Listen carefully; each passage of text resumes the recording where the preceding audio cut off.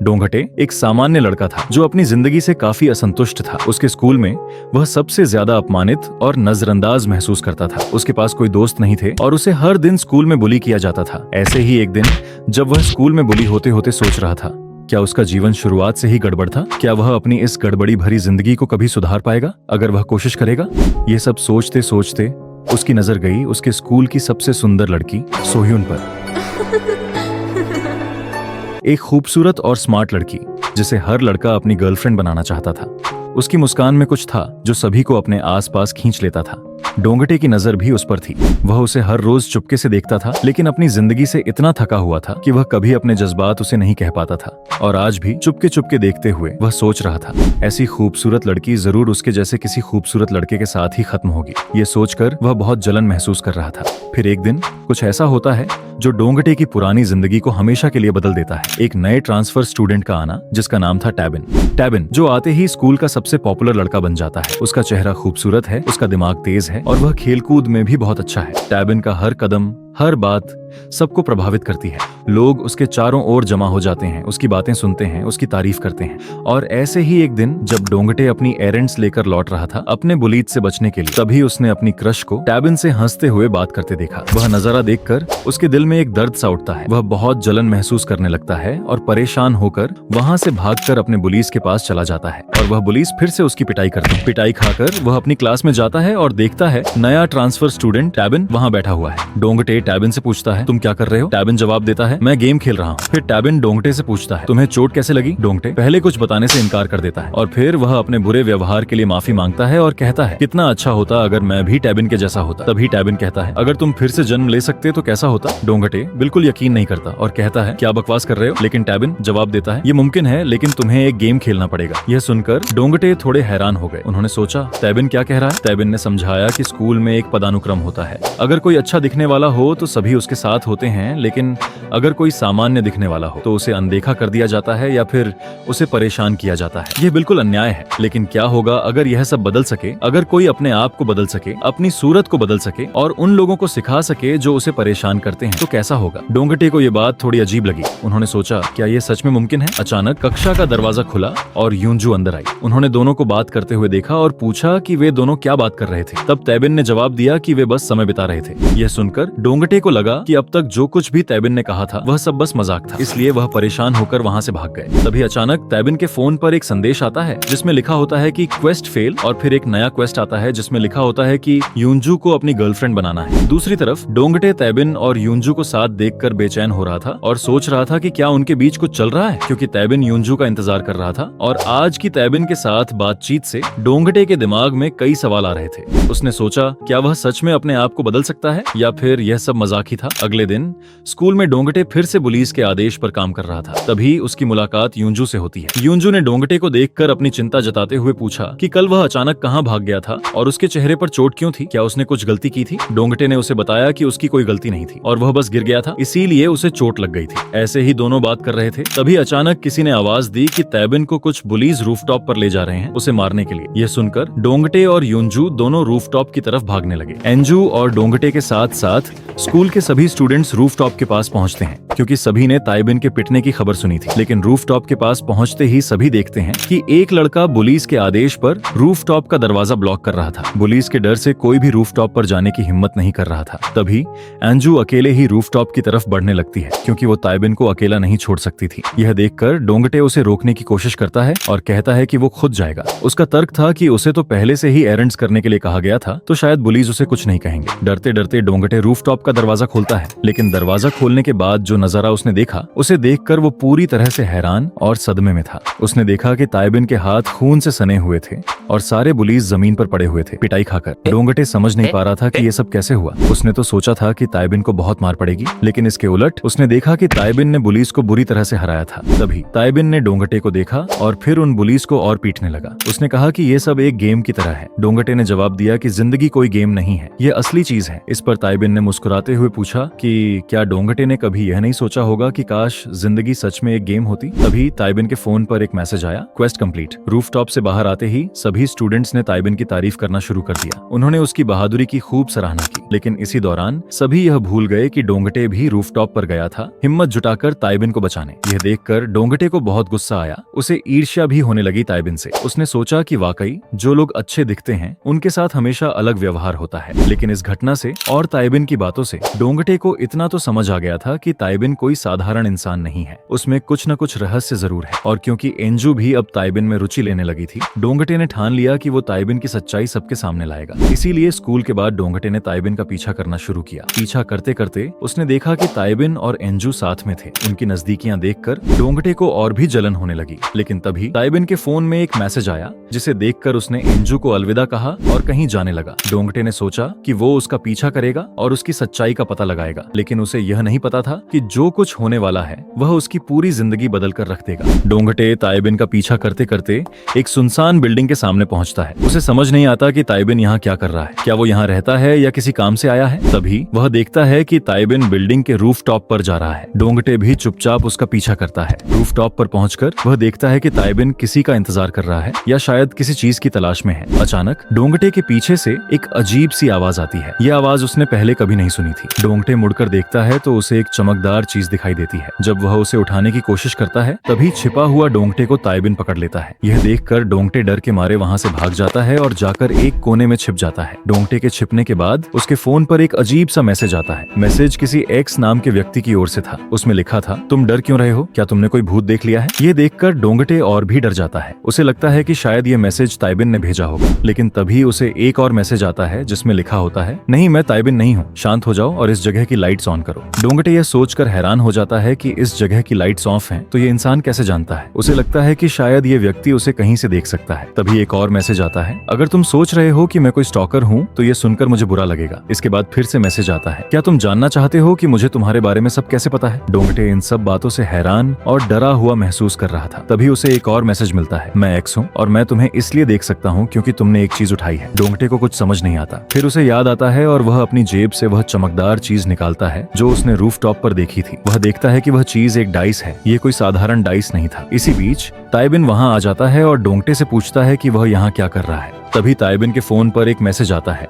यह एक क्वेस्ट था जिसमें लिखा था कि डोंगटे के पास जो डाइस है उसे लेना है। ताइबिन डोंगटे से वह डाइस देने को कहता है, लेकिन डोंगटे उसे कसकर पकड़ लेता है और सीढ़ियों से कूदकर भागने की कोशिश करता है। वह कहता है कि वह ये डाइस कभी ताइबिन को नहीं देगा। अचानक ताइबिन उसके सामने आ जाता है और उसे एक जोरदार गट पंच मारता है। डोंगटे जमीन पर गिर जाता है। ताइबिन फिर से उससे डाइस देने को कहता है, लेकिन डोंगटे इनकार कर देता है। वह कहता है कि वह ताइबिन को ये डाइस देने के बजाय कहीं फेंक देगा। डोंगटे अपनी पूरी ताकत से उस डाइस को बचाने की कोशिश कर रहा था, क्योंकि उसे लग रहा था कि यही उसका एकमात्र जरिया है ताइबिन की सच्चाई जानने का। तभी उनकी इस खींचातानी के बीच डाइस डोंगटे के हाथ से गिरकर रोल हो जाता है। यह देखकर ताइबिन हैरान रह जाता है। डाइस रोल होने के बाद उसका रंग बदलकर लाल हो जाता है। तभी डोंगटे के फोन पर एक्स से एक और मैसेज आता है जिसमें लिखा होता है, कांग्रेचुलेशंस, तुम अब एक डाइसर बन चुके हो। डोंगटे उस डाइस को उठाकर अपने घर चला जाता है। वहाँ वह उसे ध्यान से देखने लगता है और सोचता है कि यह डाइस रोल होने के बाद लाल रंग का हो गया और ताइबिन भी इसके बाद इसे लेने की जिद छोड़ देता है। आखिर क्यों? तभी डोंगटे के फोन पर एक्स का एक और मैसेज आता है। उसमें लिखा होता है कि वह कुछ भी पूछ सकता है। यह देखकर डोंगटे पूछता है कि ये डाइस क्या है, ताइबिन इसे क्यों लेना चाहता था और आखिर डाइसर क्या होता है। एक्स धीरे धीरे उसके सारे सवालों के जवाब देता है। वह बताता है कि जो चीज डोंगटे ने गलती से रोल कर दी थी उसे डाइस कहते हैं। यह एक ऐसा क्यूब है जो सब कुछ बदल सकता है। यह सब सुनकर डोंगटे फिर से एक्स से पूछता है कि वह कैसे डोंगटे को देख पाता है। तो इस पर एक्स जवाब देता है कि वह डाइस जहां भी है वहां देख सकता है और सटीक रूप से पहचान सकता है। यह सुनकर डोंगटे पूछता है, क्या एक्स कोई भगवान है, क्योंकि वरना यह सब कैसे संभव है। इस पर XP35 एक साइंस एनसाइक्लोपीडिया जो उसके ड्रॉवर में पड़ा है और जो शायद डोंगटे ने कभी नहीं पढ़ा होगा, उसका 14वीं पंक्ति पढ़ने को बोलता है। डोंगटे जब वह लाइन देखता है तो वहाँ लिखा होता है, God never place dice. X फिर से बोलता है कि वह कोई भगवान नहीं है, वह एक गेम मास्टर है, एक फैसिलिटेटर है जो डाइसर को खेल खेलने के लिए मदद करता है। पर डोंगटे को यह सब समझ नहीं आता तो एक्स और भी आसान शब्दों में डोंगटे को समझाने लगता है। वह बोलता है, क्या डोंगटे डोंगटे ने कभी कोई गेम खेला है, और अगर हाँ तो वह कौन सी चीज है जो गेम को मजेदार बनाती है। डोंगटे जवाब देता है, गेम्स का विनाशकारी स्वभाव और हिंसा। एक्स ये सुनकर बोलता है, एक गेम के मुख्य हिस्से होते हैं इसके क्वेस्ट और उनसे जुड़े हुए रिवॉर्ड्स। ये क्वेस्ट और रिवॉर्ड्स एक सेंस ऑफ अचीवमेंट दिलाते हैं। एक गेम इस तरह से बनता है जो खिलाड़ियों को सबसे प्रभावी तरीके से अचीवमेंट का एहसास कराए,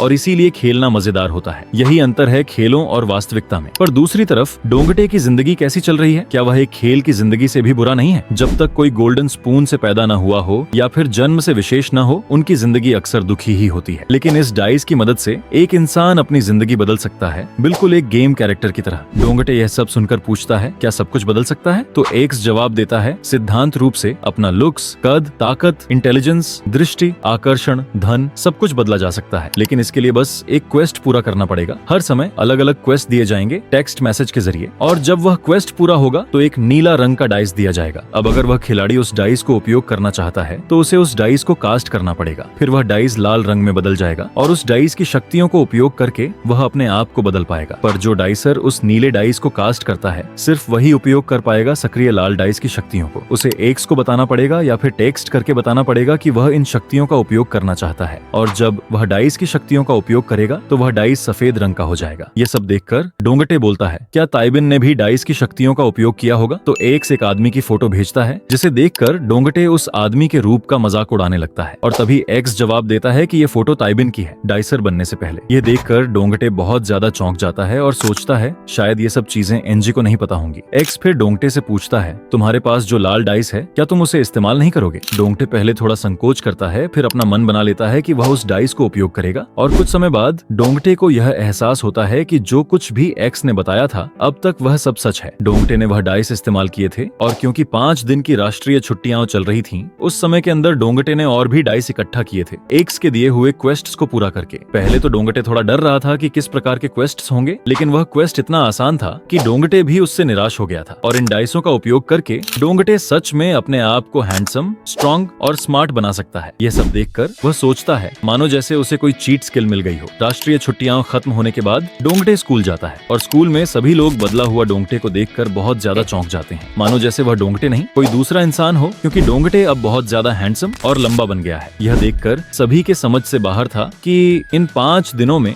यह सब कैसे संभव है। स्कूल में डोंगटे के बुलीज भी डोंगटे को देखकर कंफ्यूज हो जाते हैं। वो डोंगटे से ढेर सारे सवाल पूछने लगते हैं उसकी अपीयरेंस के बारे में, क्या उसने कोई फेशियल करवाया है या उसने जूतों के नीचे कुछ लगा लिया है लंबा दिखने के लिए, और ये बदला हुआ डोंगटे अभी भी उनसे डरता है या नहीं। ये चेक करने के लिए वो बुलीज उसे धमकाने लगते हैं और ऑर्डर देने लगते हैं। डोंगटे, जिसने अपने सारे डाइस लुक्स पर लगा दिए थे, अभी भी अपने बुलीज के सामने कमजोर था, इसलिए उनके कहे अनुसार एरंड्स लेने चला जाता है। जब डोंगटे एरंड्स लेने जाता है तो उसे एक नई चीज महसूस होती है। जहाँ जहाँ वो जा रहा था वहाँ हर कोई उसे घूर रहा था। ये पहली बार था जब स्कूल के लोग उसे नोटिस कर रहे थे। अब तक डोंगटे सिर्फ इस दिन का सपना देखता था, लेकिन आज ये उसकी हकीकत थी। जब डोंगटे एरंड्स लेकर वापस आता है और अपने बुलीज को देता है तो वो लोग फिर से उसे धमकाने लगते हैं, पर इस बार क्लास के बाकी सभी स्टूडेंट्स उन बुलीज को हेटफुल आइज से घूरने लगते हैं। वही स्टूडेंट्स जिन्हें पहले कोई फर्क नहीं पड़ता था कि डोंगटे के साथ क्या हो रहा है। ये देखकर बुलीज डोंगटे को बुली करना छोड़ देते हैं और एक नया टारगेट ढूंढ लेते हैं। डोंगटे के लिए ये बेहद हैरान कर देने वाली बात थी। अब बदले हुए डोंगटे को देखकर क्लास के सभी स्टूडेंट्स उससे दोस्ती करना चाहते थे। वो उसका नंबर ले रहे थे। जो डोंगटे अब तक नॉन एग्जिस्टेंट था वो अब क्लास का सेंटर ऑफ अट्रैक्शन बन गया था। ये सब देखकर डोंगटे के मन में सिर्फ एक सवाल था, यूंजू का क्या रिएक्शन होगा मुझे देखकर। तभी यूंजू क्लासरूम में आती है ताइबिन के साथ। डोंगटे ये देखकर उतना खुश नहीं होता और मन ही मन बोलता है अब ताइबिन अकेला डाइसर नहीं रहा और वो ताइबिन को बहुत जल्दी कैचअप कर लेगा। लेकिन यूंजू डोंगटे को देखकर बेहद खुश होती है। वो उसकी तारीफ करने लगती है और बाकी सबकी तरह पूछती है, डोंगटे तुम इतने बदल कैसे गए कुछ ही दिनों में। डोंगटे, जो डाइस के बारे में नहीं बता सकता था, एक अजीब सा झूठ बोल देता है, मैं बौद्ध मंदिर गया था। एक पल को उसे खुद भी लगा कि वो क्या बेतुका बातें बोल रहा था। यूंजू और डोंगटे की बात चल ही रही होती है, तभी ताइबिन पीछे से आकर यूंजू को हक कर लेता है। यूंजू थोड़ा एम्बैरेस हो जाती है क्योंकि ताइबिन ये हरकत सबके सामने करता है। ताइबिन यूंजू को हक करके डोंगटे को कांग्रेचुलेशंस कहता है और बोलता है, तो डोंगटे तुम मुझे बधाई नहीं दोगे क्योंकि आज यूंजू के साथ डेटिंग का पहला दिन है। ये सुनकर डोंगटे बुरी तरह शॉक्ड हो जाता है, मानो उसकी जमीन उसके पैरों तले से खिसक गई हो। ये सुनकर क्लास के सभी स्टूडेंट्स उन्हें चिढ़ाने लगते हैं और खुश होते हैं उनके लिए। पर डोंगटे का हाल कुछ और ही था। उसका दिल बहुत जोर से धड़क रहा था और उसे ऐसा लग रहा था जैसे उसके दिल में कोई खंजर मार दिया हो। जिस दिन वह पहली बार अपनी जिंदगी में अपने आप में गर्व करने लगा था, उस दिन यह न्यूज सुनकर ऐसा महसूस हुआ जैसे उसे किसी अंधेरे में धकेल दिया हो। डोंगटे डाइस की मदद से अपने आप को बदल बदलकर बहुत खुश था, मानो वह 7वें आसमान में हो। लेकिन यह न्यूज डोंगटे का दिल तोड़ देती है। इस न्यूज के चलते डोंगटे गुस्से में और फ्रस्ट्रेट होकर एक्स से पूछता है, क्या कोई तरीका है जिससे डाइस की पावर से किसी की पावर को घटाया जा सके, या फिर माइंड मैनिपुलेट किया जा सके, या फिर ब्रेकअप कराया जा सके। पर इस पर एक्स जवाब देता है कि ऐसा मुमकिन नहीं है। एक डाइसर सिर्फ अपने आप को ही बदल सकता है, दूसरों को नहीं। यह सुनकर डोंगटे बहुत ज्यादा निराश हो जाता है और एक्स से और भी ज्यादा सवाल पूछता है ताकि वह डाइस के जरिए कुछ हासिल कर सके और जल्दी से ताइबिन से भी बेहतर बन सके। लेकिन एक्स बिजी होता है किसी काम में, इसलिए उसे जवाब नहीं दे पाता। इससे डोंगटे और भी ज्यादा फ्रस्ट्रेट हो जाता है। डोंगटे को ताइबिन की सच्चाई पता है और वह जानता है कि ताइबिन भी किसी हद तक डोंगटे से बेहतर नहीं था डाइसर बनने से पहले। इसलिए वह यह सोचकर बहुत परेशान है कि ताइबिन कैसे यूंजू को डोंगटे से छीन सकता है, क्योंकि डोंगटे यूंजू को ताइबिन से पहले जानता था। यूंजू डोंगटे के लिए बहुत खास थी, क्योंकि जब उसे स्कूल में कोई नोटिस नहीं करता था तब यूंजू ही एकमात्र थी जो उसे पहचानती थी, उससे बात करती थी। स्कूल में रोज बुली होने के बाद डोंगटे का एकमात्र सुकून था यूंजू को देखना। इसलिए जब डोंगटे को आखिरकार अपने आप को बदलने का मौका मिला डाइसर बनने के बाद, तब उसने सोचा था कि वह अब यूंजू को अपने दिल की बात बता पाएगा। लेकिन अफसोस, ताइबिन यूंजू को डेट कर रहा है, डोंगटे नहीं। इसलिए डोंगटे अपने आप को कोसता है, काश मुझे पहले डाइसर बनने का मौका मिलता तो शायद आज ताइबिन के बजाय मैं खुद यूंजू के पास होता। डोंगटे ये सब सोचकर परेशान और उदास होकर आसमान की तरफ देखता रहता है। तभी एक सुंदर लड़की डोंगटे के पास आती है और उससे पूछती है, तुम यहाँ क्या कर रहे हो? डोंगटे जवाब देता है, बस टाइम पास कर रहा हूँ। वह लड़की डोंगटे को बताती है कि वो बहुत बदल गया है। डोंगटे ये सुनकर बोलता है, क्या मेरी हाइट के कारण ऐसा लग रहा है कि मैं बदल गया हूँ? तब वह लड़की जवाब देती है, सिर्फ तुम्हारी हाइट बढ़ना